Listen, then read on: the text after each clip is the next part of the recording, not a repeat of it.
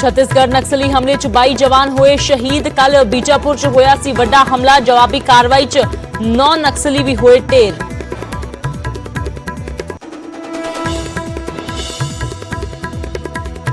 By जवानां दी शहादत नाल सोग विच डुबिया देश। राष्ट्रपति ने परिवारां नाल जताई हमदर्दी। तां प्रधानमंत्री नरेंद्र मोदी अते गृह मंत्री अमित शाह ने भी जताया दुख।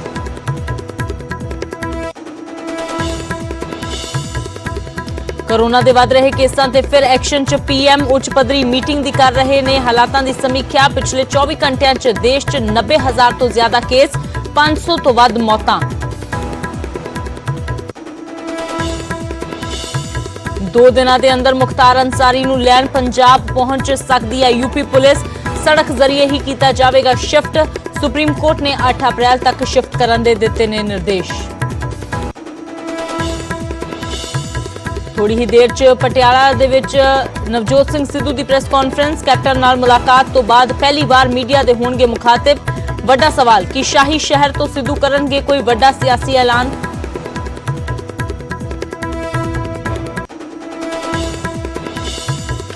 डेराबस्सी च अकाली दल दी वड्डी रैली जारी। मंच ते सुखबीर दे नाल हरसिमरत कौर बादल भी मौजूद। 2022 लई डेराबस्सी तो उम्मीदवार दा हो सकदा है ऐलान।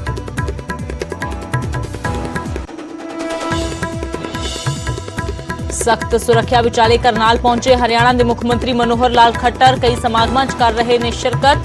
कल रोहतक च होया सी जबरदस्त विरोध। किसानां दे गुस्से कारण अज सोनीपत दा प्रोग्राम कीता रद्द।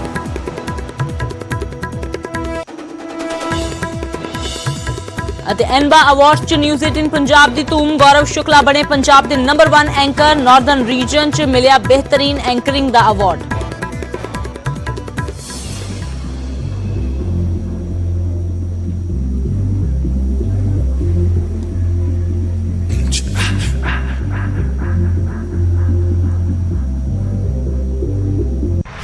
एनबा अवार्ड्स में मिला गौरव शुक्ला को बेस्ट एंकर अवार्ड।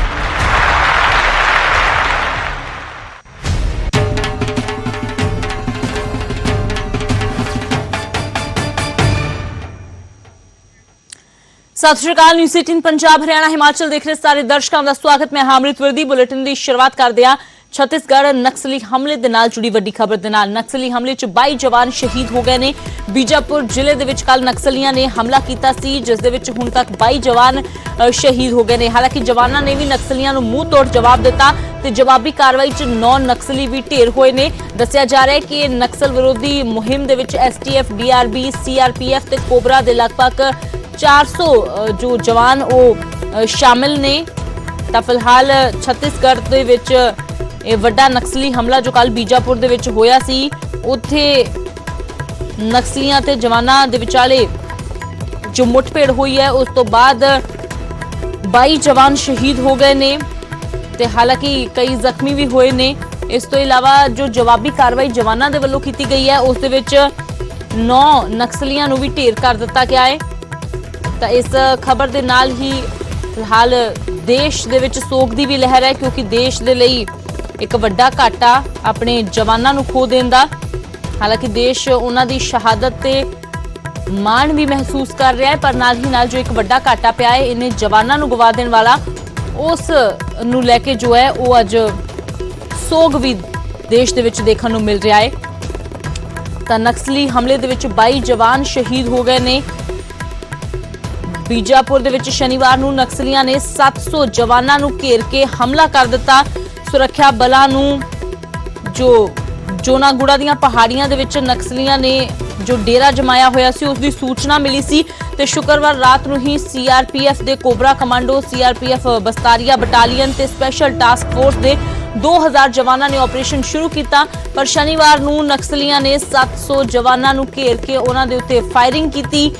दस्सिया जा रहा है कि इस नक्सल विरोधी मुहिम च एसटीएफ, डीआरबी, सीआरपीएफ अते कोबरा दे लगभग 400 जवान जो शामिल सी। पर जो नक्सलियां दे वल्लों हमला किया गया है उस दे विच 22 जवान शहीद हो गए ने जबकि कुछ लापता भी दसे जा रहे हैं, कुछ जख्मी भी ने। पर इस सब दे विचाले गृह मंत्री दे वल्लों लगातार राबता भी कायम किया जा रहा है। गृह मंत्री ने छत्तीसगढ़ के सीएम दे नाल फोन ते भी गलबात की है। हालातां ਦੀ ਸਮੀਖਿਆ ਵੀ ਹੋਈ ਹੈ। ਪਰ ਫਿਲਹਾਲ ਇਸ ਵੱਡੀ ਖਬਰ ਦੇ ਨਾਲ ਦੇਸ਼ ਦੇ ਵਿੱਚ ਇੱਕ ਵਾਰ ਫਿਰ ਤੋਂ ਸੋਗ ਦੀ ਲਹਿਰ ਜ਼ਰੂਰ ਫੈਲ ਗਈ ਹੈ, ਕਿਉਂਕਿ 22 ਜਵਾਨ ਇੱਕ ਵਾਰ ਇਕੱਠੇ 22 ਜਵਾਨ ਦੇਸ਼ ਨੇ ਗਵਾ ਲਏ ਨੇ। ਉਹਨਾਂ ਦੀ ਸ਼ਹਾਦਤ ਤੇ ਹਾਲਾਂਕਿ ਜਿੱਥੇ ਹਰ ਕੋਈ ਮਾਣ ਮਹਿਸੂਸ ਕਰ ਰਿਹਾ ਉੱਥੇ ਹੀ ਇੱਕ ਵੱਡਾ ਘਾਟਾ ਹੈ। ਨਕਸਲੀਆਂ ਨੂੰ ਮੂੰਹ ਤੋੜ ਜਵਾਬ ਜਵਾਨਾਂ ਦੇ ਵੱਲੋਂ ਦਿੱਤਾ ਗਿਆ ਤੇ 9 ਨਕਸਲੀਆਂ ਨੂੰ ਜੋ ਢੇਰ ਕਰ ਦਿੱਤਾ ਹੈ। ਬਸਤਰ ਦੇ ਬੀਜਾਪੁਰ ਦੇ ਵਿੱਚ ਸ਼ਨੀਵਾਰ ਨੂੰ ਇਹ ਹਮਲਾ ਕੀਤਾ ਗਿਆ, ਜਿਸ ਦੇ ਬਾਅਦ ਹੁਣ ਜੋ ਜਵਾਨ ਸ਼ਹੀਦ ਹੋਏ ਨੇ ਉਹਨਾਂ ਦੀ ਸ਼ਹਾਦਤ ਤੋਂ ਬਾਅਦ ਹਰ ਕੋਈ ਸੋਗ ਦੇ ਵਿੱਚ ਹੈ। ਰਾਸ਼ਟਰਪਤੀ ਰਾਮਨਾਥ ਕੋਵਿੰਦ ਨੇ ਟਵੀਟ ਕੀਤਾ ਹੈ ਕਿ ਛੱਤੀਸਗੜ੍ਹ 'ਚ ਮਾਓਵਾਦੀਆਂ ਨਾਲ ਹੋਈ ਮੁੱਠਭੇੜ 'ਚ ਜਵਾਨਾਂ ਦੀ ਸ਼ਹਾਦਤ ਦੀ ਖਬਰ ਬੇहद ਦੁਖਦਾਈ ਹੈ।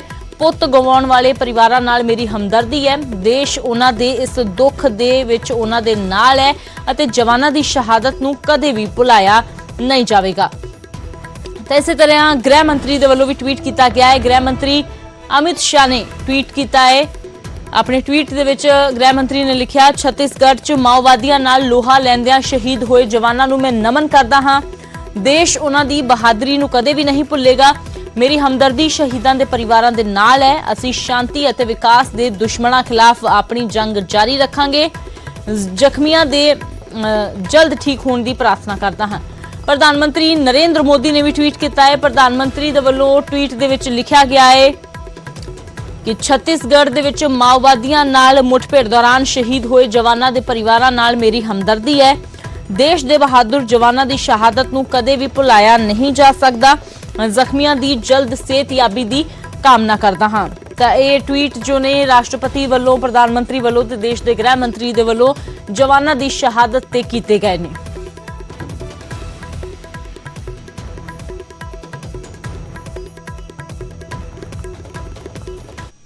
बीजापुर नक्सली मुठभेड़ मामले पर बात करने के लिए हमारे साथ छत्तीसगढ़ के मुख्यमंत्री भूपेश बघेल हैं। सर, बड़ी घटना है, जिस तरह से खबरें आ रही हैं, कई जवानों के लापता होने की भी खबर है। हमारे जवान सर्चिंग में निकले थे और 5 कैंप से निकले थे। एक कैंप पे हमला हुआ, एक कैंप के जो जवान निकले थे और बहुत बहादुरी से लड़े के लगभग 4 घंटे दोनों तरफ से फायरिंग हुई और हमारे जो जवान हताहत हुए हैं, लेकिन नक्सलियों को भी भारी नुकसान हुआ है। जो जानकारी आई है वो 4 ट्रैक्टर में वो लोग जो नक्सली हताहत हुए हैं उनको ले गए हैं। तो नुकसान दोनों तरफ हुआ है, क्योंकि जवानों की शहादत बेकार नहीं जाएगी और मैं उसके परिवार के प्रति संवेदना व्यक्त करता हूं। और इससे हमारा मनोबल और बढ़ा है और पूरी ताकत के साथ लड़ेंगे। नक्सली अपने अस्तित्व की आखिरी लड़ाई लड़ रहे हैं। गृह मंत्री से भी आपकी बातचीत हुई है? गृह मंत्री जी का फोन आया था, उनसे भी बात हुई है और सीआरपीएफ के डीजी वगैरह जा रहे हैं। आज शाम को मैं भी जाऊंगा। आज शाम को रवाना होंगे? जी, शाम को जा रहा हूँ। सर, ये भूपेश बघेल थे हमारे साथ बात करने के लिए और उन्होंने कहा कि जो मुठभेड़ हुआ है उसमें जवान तो शहीद हुए हैं, लेकिन जो नक्सली हैं उनका भी बड़ा नुकसान हुआ है और लगातार मुख्यमंत्री जो है वो संपर्क में है। गृह मंत्री से भी उनकी बातचीत हुई है और उनका कहना है कि आज वो असम से छत्तीसगढ़ के लिए रवाना होंगे। कैमरा पर्सन सोनू के साथ रंजीता झा, न्यूज 18 नेटवर्क।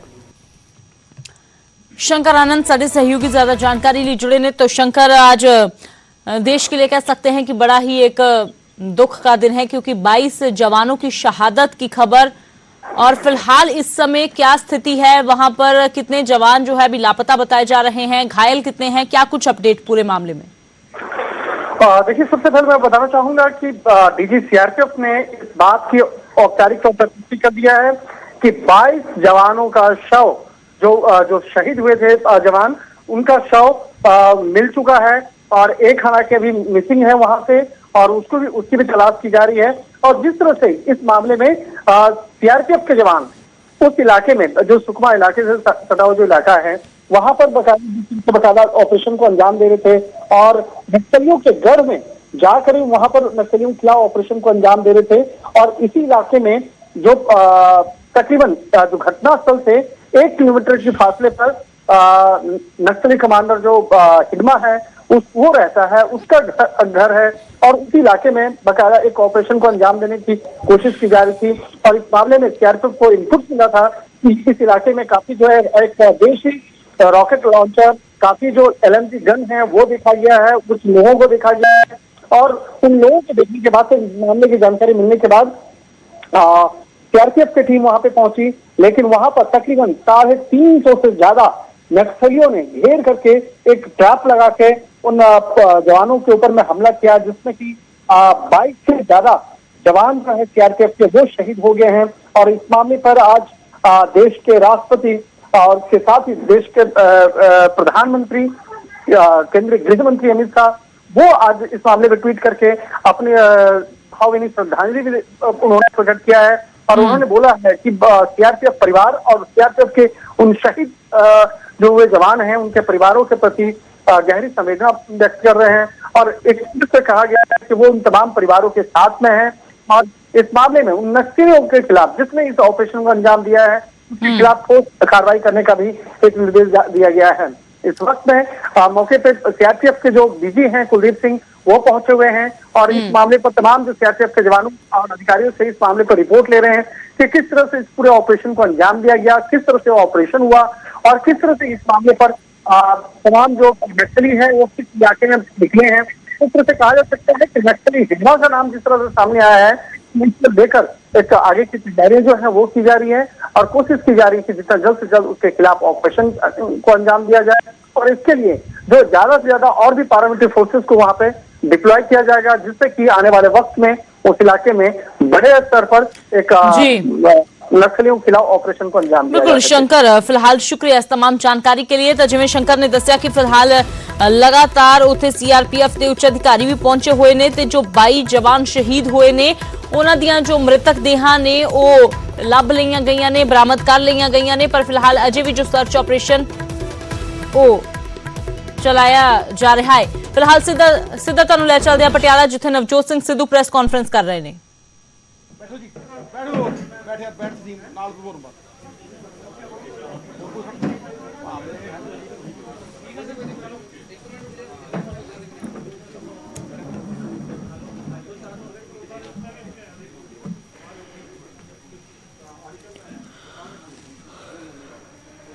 तू कह रहा एक बंदा रह गया, आगे फोन कर ला बस। ਤਾਂ ਨਵਜੋਤ ਸਿੰਘ ਸਿੱਧੂ ਦੀਆਂ ਤਸਵੀਰਾਂ ਪਟਿਆਲਾ ਤੋਂ ਤੁਹਾਨੂੰ ਦਿਖਾ ਰਹੇ ਹਾਂ। ਨਵਜੋਤ ਸਿੰਘ ਸਿੱਧੂ ਪ੍ਰੈਸ ਕਾਨਫਰੰਸ ਕਰਨ ਜਾ ਰਹੇ ਨੇ ਸ਼ਾਹੀ ਸ਼ਹਿਰ ਪਟਿਆਲਾ ਦੇ ਵਿੱਚ। ਨਵਜੋਤ ਸਿੰਘ ਸਿੱਧੂ ਦੀ ਇਸ ਪ੍ਰੈਸ ਕਾਨਫਰੰਸ ਤੇ ਸਭ ਦੀਆਂ ਨਜ਼ਰਾਂ ਟਿਕੀਆਂ ਹੋਈਆਂ ਨੇ, ਕਿਉਂਕਿ ਸਿੱਧੂ ਦੀ ਇਸ ਪ੍ਰੈਸ ਕਾਨਫਰੰਸ ਤੇ ਸਿਆਸੀ ਗਲਿਆਰਿਆਂ ਦੇ ਵਿੱਚ ਵੀ ਵੱਖੋ-ਵੱਖ ਮਾਇਨੇ ਕੱਢੇ ਜਾ ਰਹੇ ਨੇ। ਤਾਂ ਆਖਿਰਕਾਰ ਨਵਜੋਤ ਸਿੰਘ ਸਿੱਧੂ ਅੱਜ ਕੀ ਕੋਈ ਵੱਡਾ ਐਲਾਨ ਕਰਦੇ ਨੇ ਜਾਂ ਫਿਰ ਕੋਈ ਵੱਡਾ ਸੰਕੇਤ ਉਹਨਾਂ ਦੇ ਵੱਲੋਂ ਦਿੱਤਾ ਜਾਂਦਾ ਹੈ ਕਿ ਇਸ ਪ੍ਰੈਸ ਕਾਨਫਰੰਸ ਦੇ ਵਿੱਚ ਆਪਣੀ ਸਰਕਾਰ ਬਾਰੇ ਕੁਝ ਕਹਿੰਦੇ ਨੇ ਜਾਂ ਫਿਰ ਖੇਤੀ ਕਾਨੂੰਨਾਂ ਨੂੰ ਲੈ ਕੇ ਕੇਂਦਰ ਦੀ ਸਰਕਾਰ ਤੇ ਹਮਲਾ ਬੋਲਦੇ ਨੇ। ਇਹ तमाम ਗੱਲਾਂ ਦੇ ਉੱਪਰ ਜੋ ਨਜ਼ਰ ਟਿਕੀ ਹੋਈ ਹੈ, ਕਿਉਂਕਿ ਲਗਾਤਾਰ ਮੀਡੀਆ ਤੋਂ ਦੂਰੀ ਨਵਜੋਤ ਸਿੰਘ ਸਿੱਧੂ ਨੇ ਬਣਾਈ ਹੋਈ ਸੀ। ਪਿਛਲੇ ਦਿਨਾਂ ਦੇ ਵਿੱਚ ਕਿਤੇ ਨਿਕਲਦੇ ਵੀ ਸੀ ਨਵਜੋਤ ਸਿੰਘ ਸਿੱਧੂ ਤਾਂ ਮੀਡੀਆ ਦੇ ਨਾਲ ਗੱਲਬਾਤ ਨਹੀਂ ਕਰਦੇ ਸੀ, ਆਪਣੀ ਸਰਕਾਰ ਦੇ ਨਾਲ ਨਾਰਾਜ਼ਗੀ ਸੀ। ਤਾਂ ਉਹ ਨਾਰਾਜ਼ਗੀ ਹੁਣ ਕਿੰਨੀ ਕੁ ਦੂਰ ਹੋਈ ਹੈ ਜਾਂ ਫਿਰ ਨਹੀਂ, ਇਹ ਵੀ ਨਵਜੋਤ ਸਿੰਘ ਸਿੱਧੂ ਦੇ ਕੋਲੋਂ ਹੀ ਪਤਾ ਲੱਗੇਗਾ। ਫਿਲਹਾਲ ਲੱਗ ਰਿਹਾ ਕਿ ਨਵਜੋਤ ਸਿੰਘ ਸਿੱਧੂ ਵੱਲੋਂ ਆਪਣੇ ਘਰ ਹੀ ਪ੍ਰੈਸ ਕਾਨਫਰੰਸ ਕੀਤੀ ਜਾ ਰਹੀ ਹੈ, ਕਿਉਂਕਿ ਦੱਸ ਦਈਏ ਪਿਛਲੇ ਕੁਝ ਸਮੇਂ ਤੋਂ ਨਵਜੋਤ ਸਿੰਘ ਸਿੱਧੂ ਆਪਣੀ ਪਤਨੀ ਦੇ ਨਾਲ ਪਟਿਆਲਾ ਵਿਚਲੇ ਆਪਣੇ ਜੱਦੀ ਘਰ ਦੇ ਵਿੱਚ ਹੀ ਰਹਿ ਰਹੇ ਨੇ। ਤਾਂ ਹੁਣ ਕੁਝ ਹੀ ਪਲਾਂ ਦੇ ਵਿੱਚ ਸਿੱਧੂ ਪ੍ਰੈਸ ਕਾਨਫਰੰਸ ਕਰਨ ਜਾ ਰਹੇ ਨੇ। ਇੱਕ ਲਾਰਜਰ ਕਨਸਪੀਰੇਸੀ, ਇੱਕ ਵੱਡੇ ਛੜਯੰਤਰ ਨੂੰ ਬੇਨਕਾਬ ਕਰਨਾ। ਪੀਯੂਸ਼ ਗੋਇਲ ਸਾਹਿਬ ਨੇ ਚੀਫ ਮਿਨਿਸਟਰ ਸਾਹਿਬ ਨੂੰ ਇੱਕ ਚਿੱਠੀ ਲਿਖੀ, ਮੇਰੇ ਦੋਸਤ ਨੇ, ਉਹ ਮੈਂ ਜਾਣਦਾ ਉਹਨਾਂ ਨੂੰ, ਔਰ ਉਹਦੀ ਜਿਹੜੀ ਸੌੜੀ ਨੀਅਤ ਹੈ, ਉਹਦਾ ਜਿਹੜਾ ਅੰਡਰ ਕਰੰਟ ਹੈ, ਉਹ ਝੂਠ ਦੀ ਬੁਨਿਆਦ ਤੇ ਖੜਾ ਹੈ। ਜੜੋਂ ਪੱਟ ਦੂੰ ਉਹ ਝੂਠ ਨੂੰ। ਵੈਸੇ ਵੀ ਝੂਠ ਦੇ ਪੈਰ ਨਹੀਂ ਹੁੰਦੇ।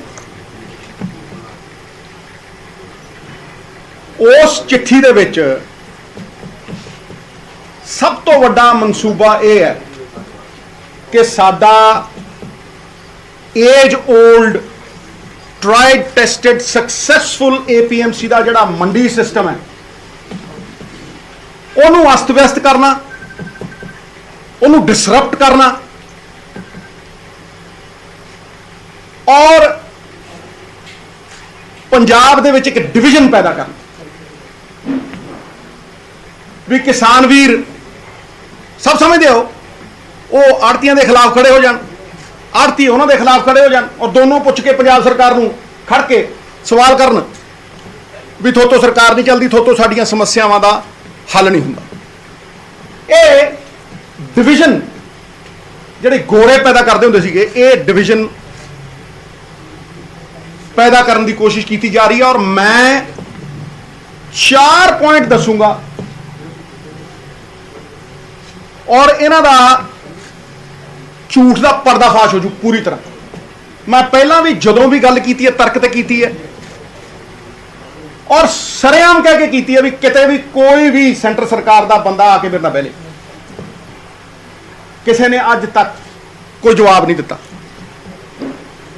ਹੁਣ ਗੋਇਲ ਸਾਹਿਬ ਨੇ ਬੜਾ ਕੈਟੇਗੋਰਿਕਲੀ ਡਾਇਰੈਕਟ ਪੇਮੈਂਟ ਦੀ ਗੱਲ ਕੀਤੀ ਹੈ ਔਰ ਜੇ ਤੁਸੀਂ ਦੇਖੋ ਡਾਇਰੈਕਟ ਪੇਮੈਂਟ ਵੀ ਜੀ ਹਰੇਕ ਬੰਦੇ ਨੂੰ ਤਨਖਾਹ ਉਹਦੇ ਖਾਤੇ 'ਚ ਪੈਂਦੀ ਹੈ।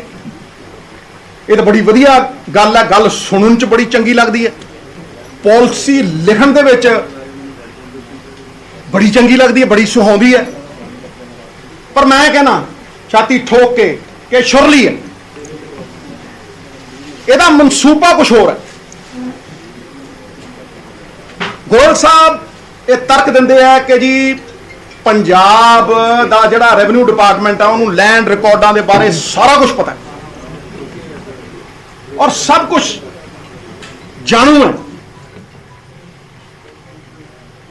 ਓਨਰਸ਼ਿਪ ਹੋਲਡਿੰਗਸ ਦੇ ਬਾਰੇ। ਪਰ ਮੈਂ ਸੈਂਟਰ ਸਰਕਾਰ ਦਾ ਆਪਦਾ ਹੀ ਤੀਰ ਇਹਨਾਂ ਦੇ ਵੱਲ ਕਰਦਾ, ਮੈਂ ਮੋੜ ਦਿੰਦਾ ਉਹਨੂੰ ਇਹਨਾਂ ਵੱਲ। ਨੈਸ਼ਨਲ ਸੈਂਪਲ ਸਰਵੇ 2012-13 ਦਾ, ਇਹ ਮੇਰਾ ਨਹੀਂ ਹੈ, ਇਹ ਨੈਸ਼ਨਲ ਸੈਂਪਲ ਸਰਵੇ ਹੈ। ਉਹ ਕਹਿੰਦਾ ਵੀ 24% ਖੇਤੀ ਜਿਹੜੀ ਹੁੰਦੀ ਉਹ ਠੇਕੇ ਤੇ ਹੁੰਦੀ ਹੈ। ਮੈਂ ਉਹਦੇ 'ਚ ਐਡੀਸ਼ਨ ਕਰਨ ਲੱਗਿਆ, 24% ਖੇਤੀ ਠੇਕੇ ਤੇ ਹੁੰਦੀ ਹੈ, ਮੈਂ ਉਹਦੇ ਤੇ ਐਡੀਸ਼ਨ ਕਰਨ ਲੱਗਿਆ।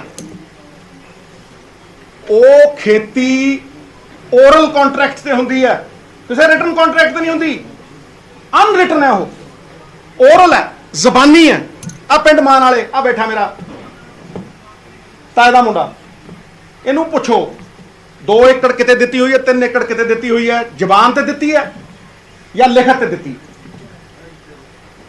ਹੁਣ ਤੁਸੀਂ ਮੈਨੂੰ ਦੱਸੋ ਕਿ ਗੋਇਲ ਸਾਹਿਬ ਕਹਿੰਦੇ ਵੀ ਸਾਰੇ ਲੈਂਡ ਰਿਕਾਰਡ ਹੈਗੇ ਨੇ, ਉਹਨਾਂ ਕੋਲ ਲੈਂਡ ਰਿਕਾਰਡ ਜਿਹੜੇ ਨੇ ਓਨਰਸ਼ਿਪ ਦੇ ਹੈਗੇ ਨੇ, ਉਹ ਇਹ ਜਾਣਦੇ ਨੇ ਕਿ ਜੀ ਆ ਫਲਾਨੇ ਬੰਦੇ ਦੀ ਫਲਾਨੀ ਮਾਲਕੀਅਤ ਹੈ, ਪਰ ਉਹਨਾਂ ਦੇ ਕੋਲ ਠੇਕੇ ਵਾਲਾ ਕੋਈ ਰਿਕਾਰਡ ਨਹੀਂ। ਔਰ ਮੈਂ ਤੁਹਾਨੂੰ ਚੈਲੰਜ ਨਾਲ ਕਹਿਣਾ, ਜੋ ਗੋਇਲ ਸਾਹਿਬ ਕਹਿ ਰਹੇ ਆ, ਤੁਸੀਂ ਆ ਵਿਸਾਖੀ ਦੇ ਉੱਤੇ ਇਹਨਾਂ ਦੀ ਚਿੱਠੀ ਇਨ ਬਿਨ ਲਾਗੂ ਕਰ ਦਿਓ, ਇਨ ਬਿਨ ਲਾਗੂ ਕਰ ਦਿਓ, ਤੇ ਮੈਂ ਤੁਹਾਨੂੰ ਕਹਿਣਾ ਕਿ 25 ਤੋਂ 30% ਪੰਜਾਬੀਆਂ ਨੂੰ ਕੋਈ ਪੇਮੈਂਟ ਨਹੀਂ ਮਿਲਣੀ, ਕੋਈ ਪੇਮੈਂਟ। ਉਹ ਖੜਾ ਹੋ ਮੰਡੀ 'ਚ ਕਣਕ ਲੈ ਕੇ, ਪਰ ਉਹਨੂੰ ਪੇਮੈਂਟ ਮਿਲਣ ਦੀ ਕੋਈ ਉਮੀਦ ਨਹੀਂ ਹੋਊ। ਪਰ ਇਹ ਕਿਹੜਾ ਕਿਸਾਨ ਹੈ? ਮੈਂ ਛਾਤੀ ਠੋਕ ਕੇ ਕਹਿੰਦਾ, ਡੰਕੇ ਦੀ ਚੋਟ ਤੇ ਕਹਿੰਦਾ, ਕਿਹੜਾ ਕਿਸਾਨ ਹੈ ਇਹ 2 ਏਕੜ ਵਾਲਾ? ਜਿਹੜੇ ਲੈਂਡ ਹੋਲਡਿੰਗਸ ਛੋਟੀਆਂ ਹੋ ਗਈਆਂ। ਤੁਸੀਂ ਦੇਖੋ ਸਾਡੀ ਜਵਾਨੀ ਬਾਹਰ ਜਾਈ ਜਾਂਦੀ ਹੈ, ਜੱਟਾਂ ਦੇ ਜਿੰਨੇ ਪੁੱਤ ਹੁੰਦੇ ਉਨੀ ਜ਼ਮੀਨ ਵੰਡੀ ਜਾਂਦੀ ਹੈ, ਉਨਾ ਹੀ ਠੇਕਾ ਵਧੀ ਜਾਂਦਾ ਹੈ। ਇਹ ਸਾਰੇ ਉਹ ਨੇ ਜਿਹੜੇ ਕਤਾਰ ਦੇ ਵਿੱਚ ਅਖੀਰ 'ਚ ਖੜੇ ਨੇ, ਛੋਟੇ ਫਾਰਮਰ ਨੇ। ਇਹ 30% ਵਾਂਝੇ ਰਹਿ ਜਾਣਗੇ, ਮੈਂ ਡੰਕੇ ਦੀ ਚੋਟ ਤੇ ਕਹਿਣਾ। ਦੂਜੀ ਗੱਲ, ਮੇਰਾ ਦੂਜਾ ਪੁਆਇੰਟ, ਛੋਟੀ ਪ੍ਰੈਸ ਕਾਨਫਰੰਸ ਪਰ ਮੈਂ ਤਾਰ ਕਰ ਦੂੰ, ਜ਼ਾਰ ਕਰ ਦੂੰ। ਮੇਰਾ ਦੂਜਾ ਪੁਆਇੰਟ, ਭਾਈ ਇਹ ਛੋਟਾ ਕਿਸਾਨ ਜ਼ਮੀਨ ਠੇਕੇ ਤੇ ਲੈਣ ਤੋਂ ਪਹਿਲਾਂ ਪੈਸੇ ਕਿੱਥੋਂ ਲੈਂਦਾ? ਉਹਦੇ ਕੋਲ ਹੈ ਨਹੀਂ।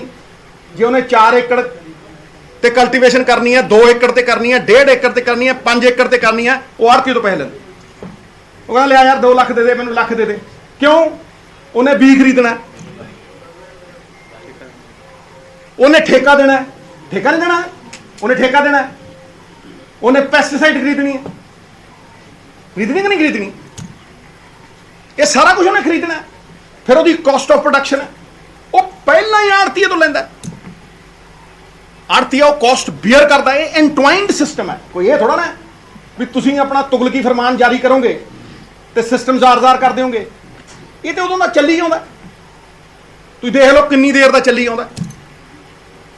ਭੁਲੇਖਾ ਹੈ। ਕਈ ਲੋਕ ਕਹਿੰਦੇ ਨੇ ਜੀ ਕਿ ਆੜਤੀਆ ਜਿਹੜਾ ਸਰਵਿਸ ਪ੍ਰੋਵਾਈਡ ਕਰਦਾ ਨਾ, ਮੈਨੂੰ ਲੱਗਦਾ ਕਣਕ ਸੁਕਾਉਣ ਦੀ ਸਰਵਿਸ ਪ੍ਰੋਵਾਈਡ, ਬਿਲਕੁਲ ਨਹੀਂ, ਝੂਠ ਹੈ। ਜਿਹਨੇ ਖੇਤੀ ਕੀਤੀ ਹੈ, ਜਿਹੜਾ ਖੇਤਾਂ 'ਚ ਰੁਲਿਆ, ਮਿੱਟੀ ਨਾਲ ਮਿੱਟੀ ਹੋਇਆ, ਜਿਹਨਾਂ ਬਿੰਡੀਆਂ ਨੂੰ ਮੋਢੇ ਲਾਇਆ, ਨਵਜੋਤ ਸਿੰਘ ਸਿੱਧੂ ਵਰਗੇ ਬੰਦੇ, ਸਮਝ ਨਹੀਂ, ਉਹ ਜਾਣਦੇ ਆ ਵੀ ਇਹ ਸਿਸਟਮ ਕਿਵੇਂ ਚੱਲਦਾ ਹੈ। ਇਹ ਸਿਸਟਮ ਜਿਹੜਾ ਇਕਨੋਮਿਕ ਸਿਸਟਮ ਐਗਰੀਕਲਚਰ ਦਾ ਹੈ, ਦੇਖੋ ਐਗਰੀਕਲਚਰ ਦੀ ਰੀੜ੍ਹ ਦੀ ਹੱਡੀ ਕਿਸਾਨ, ਸਾਡੀ ਪਛਾਣ ਕਿਸਾਨ, ਜਗਦੀ ਜਾਨ ਕਿਸਾਨ। ਲੇਕਿਨ ਇਹ ਜਿਹੜੀ ਐਗਰੀਕਲਚਰ ਇਕਨੋਮੀ ਹੈ, ਇਹਦੀ ਰੀੜ੍ਹ ਦੀ ਹੱਡੀ ਆੜਤੀ ਹੈ।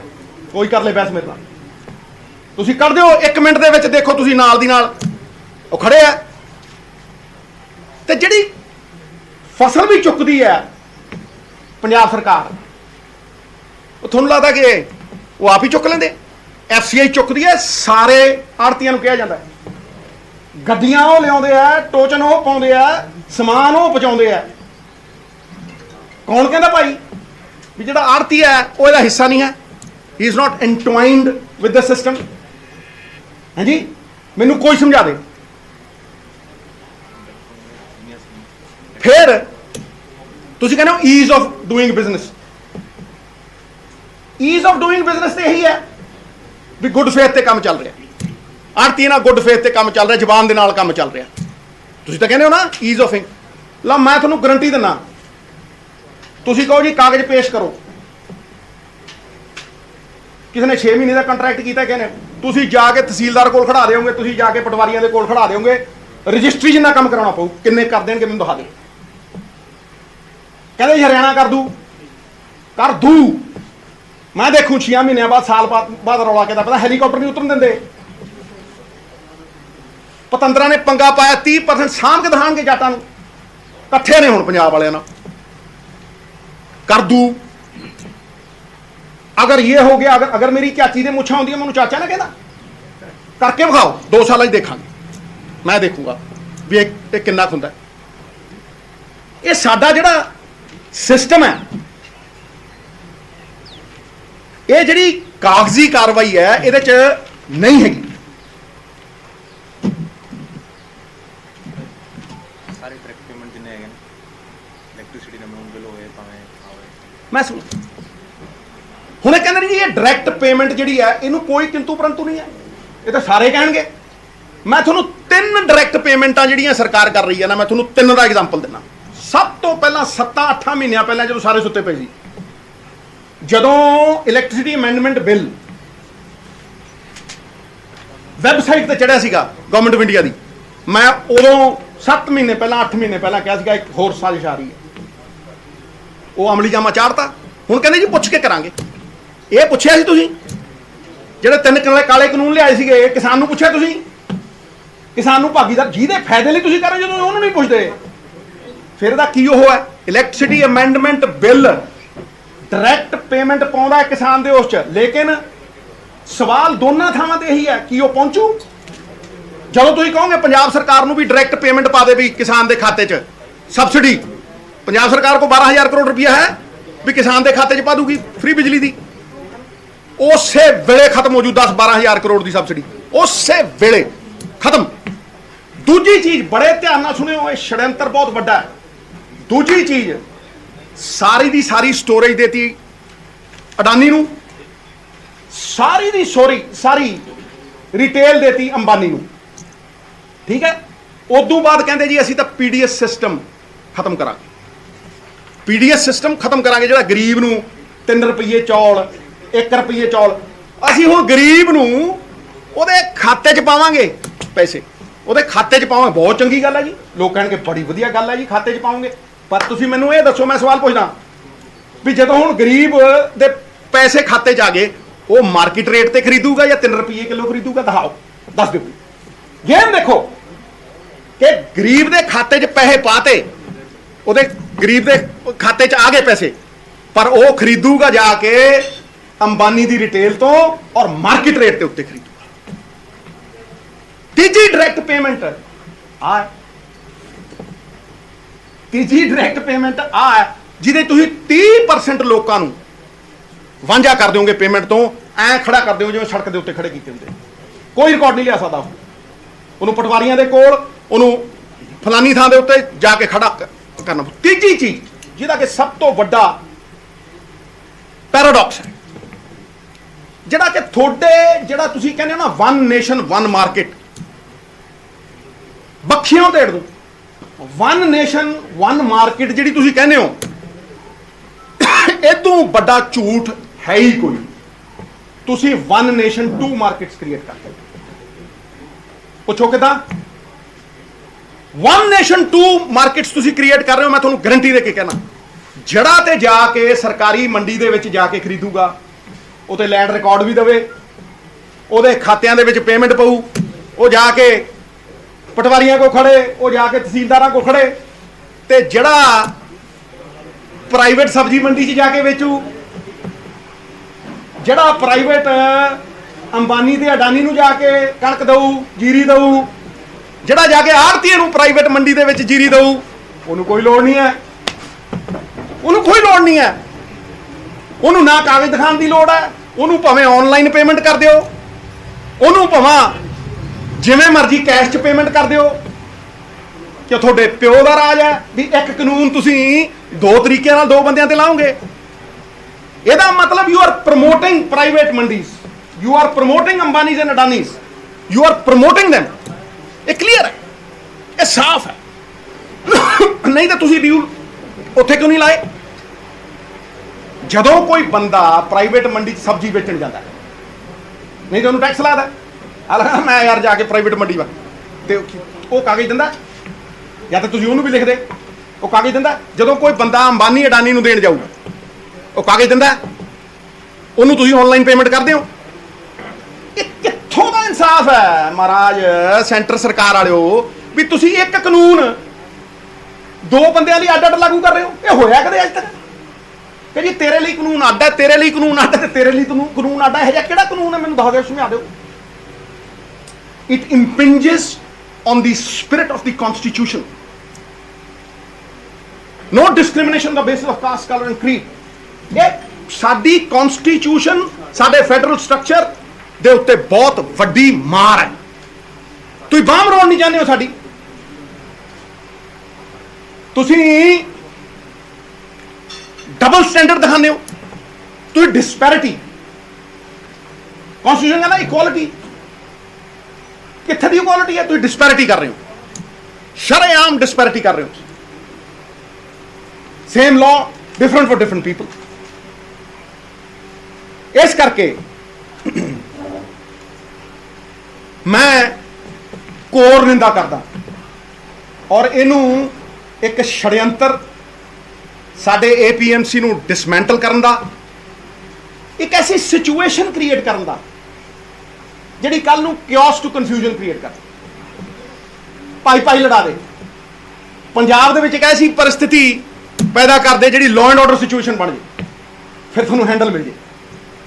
ਫਿਰ ਤੁਹਾਡੇ ਚਾਰ ਲਗਾੜੇ ਉੱਠ ਕੇ ਜਿਹਨਾਂ 2 ਸੀਟਾਂ ਨਹੀਂ ਮਿਲਦੀਆਂ, ਉਹ ਗਵਰਨਰ ਕੋਲ ਜਾਣ ਤੇ ਕਹਿਣ, ਦੇਖੋ ਜੀ ਆ ਦੇਖੋ ਸਥਿਤੀ ਖਰਾਬ ਹੋ ਗਈ। ਜਾਓ ਨਾ ਬਿਹਾਰ ਦੇ ਵਿੱਚ ਤੇ ਕਹੋ ਸਥਿਤੀ ਖਰਾਬ ਹੋ ਗਈ, ਰੈਫਟੇ ਵੱਜਦੇ ਆ, ਧੱਕੇ ਮਾਰ ਲਿਜਾਂਦੇ ਆ ਉਹ। ਜਾਓ ਨਾ ਕੋ ਚੀਫ ਉੱਥੇ ਹਰਿਆਣੇ ਦੇ ਵਿੱਚ, ਔਰ ਕਹੋ ਕਿ ਚੀਫ ਮਿਨਿਸਟਰ ਦਾ ਹੈਲੀਕਾਪਟਰ ਨਹੀਂ ਉਤਰਨ ਦਿੰਦੇ, ਡਿਪਟੀ ਸੀਐਮ ਨੂੰ ਪੈਰ ਨਹੀਂ ਧਰਨ ਦਿੰਦੇ। ਉੱਥੇ ਸਥਿਤੀ ਠੀਕ ਹੈ, ਆਪਣੀ ਵਾਰੀ ਆਊਂ ਹੈ। You are inciting them। ਤੁਸੀਂ ਇਨਸਟੀਗੇਟ ਕਰ ਰਹੇ ਹੋ ਸਾਡੇ ਕਿਸਾਨ।